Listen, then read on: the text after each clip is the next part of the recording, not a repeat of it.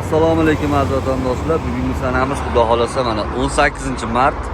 Adres har doimgidek Qo'yliq Vodiy-Pitagi avtobuslar ko'rishlar mumkin. O'zbekiston nomerida davlat tomonidan qo'yilgan relsli avtobuslar. Uz Avtotrans. Telefon nomerlarimizni ekranda qoldiraman. Bemalol telefon qilib o'zingizlar qiziqtirgan savollarga javob olishingiz mumkin. Toshkentda turibmiz aziz vatandoshlar. Toshkentda o'zida Qo'yliq Vodiy-Pitagidamiz. Moskvadagi adresimiz oldin metro Novoyasenova bo'lgan, hozir metro Kotelnikidan qaytiladi. Reyslar haftada 4 kun bo'lib o'tadi. Dushanba, seshanba, payshanba, juma kunlari.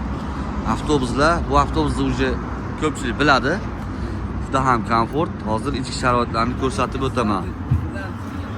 Avtobus har bir sidenada zaryadli ustroylarimiz bor, monitorlar bor.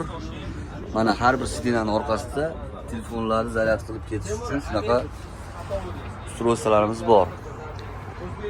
Monitorlari hamma yo'q ishlab turadi. Даже issiq suv, sovuq suv kunlarimizgacha bor. Bemalol telefon qilib o'zingizlar qiziqtirgan savollarga javob olishingiz mumkin.